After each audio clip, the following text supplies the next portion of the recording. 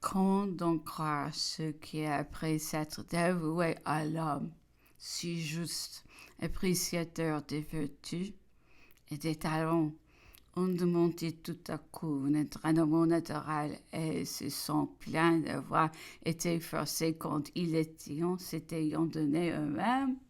Il fallait s'y attendre. Une dynastie nouvelle ne manque jamais de détracteurs lorsqu'elle s'élève. Elle en est bien plus encore quand elle tombe. Nous avons assez de chance contre nous. C'est alors que les faibles esprits et les petites âmes recourront à l'insulte comme moyen de se justifier et de s'avancer en même temps. J'ai commencé à ne plus tant me troubler des absurdités répandues sur mon compte. Je n'y pouvais rien.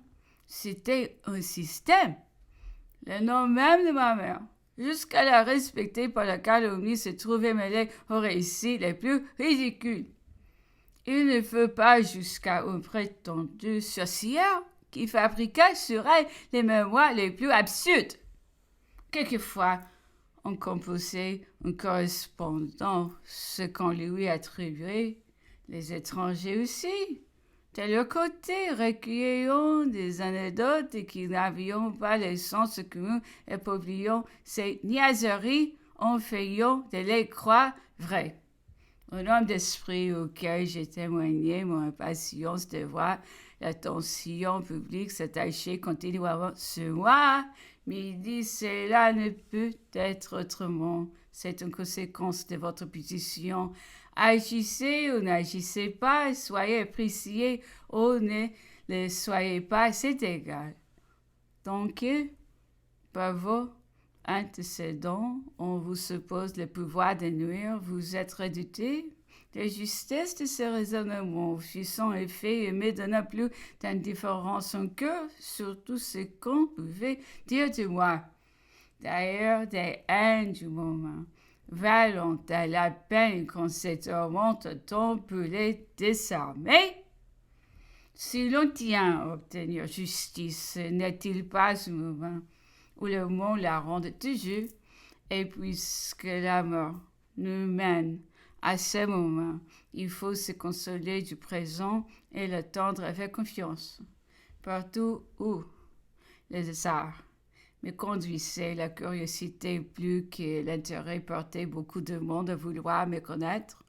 Je souriais souvent de voir les idées qu'on avait sur moi changer aussitôt qu'on me voyait. Plusieurs personnes me l'ont avoué des bruits.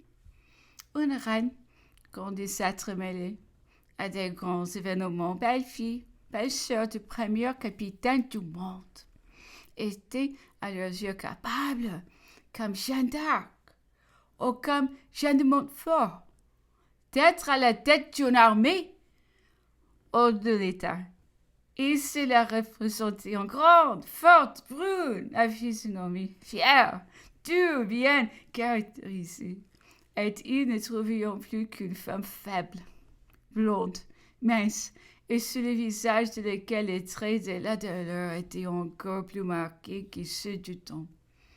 J'ai dit déjà, j'ai dû beaucoup de bienveillance à des préventions défavorables. Je suis donc satisfaite de ma part. Si j'avais eu le malheur de naître sur le trône, il me resterait tout au plus des partisans au lieu que j'ai encore des amis.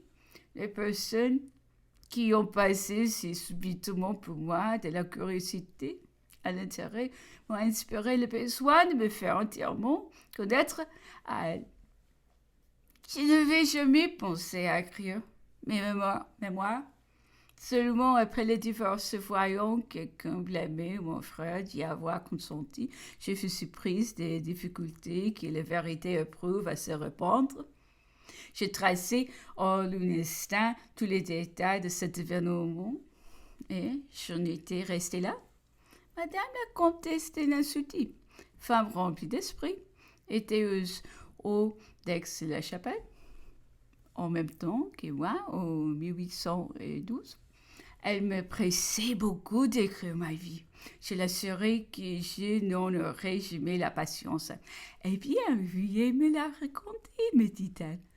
Et je l'écrirai à mesure. En effet, le lendemain, il m'apporta le récit que je lui avais fait la nuit, de quelques particularités de mon enfance. Mais il y avait trop d'esprit. Ce n'était pas moi.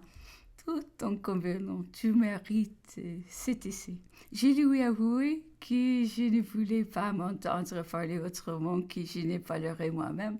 Et l'ouvrage en resta à la première page qu'elle a gardée. Mais non, dans une solitude absolue, la tête et le cœur remplis encore de toutes mes impressions, j'ai essayé de les mettre en ordre. Il ne m'a pas fallu beaucoup de peine. La vérité vient facilement. Quand on ne compose pas, on a toujours assez de talent pour dire ce qui est. D'ailleurs, comme je ne vis plus que dans le passé, ma mémoire ne pouvait être en défaut.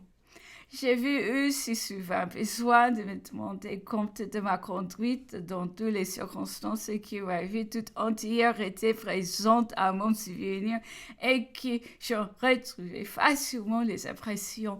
Surtout, habituée sur moi-même, entretenant les troubles de mon âme. Mais à mesure que j'écrivais, je me sentais soulagée. Les voix du passé qui m'avaient tant oppressée diminuait par degrés.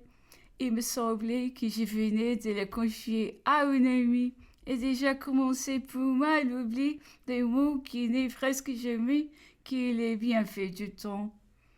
Les défauts de mémoire, en général, est de ne pas marquer juste notre position dans le monde et la nature et nos relations avec des personnes puissantes.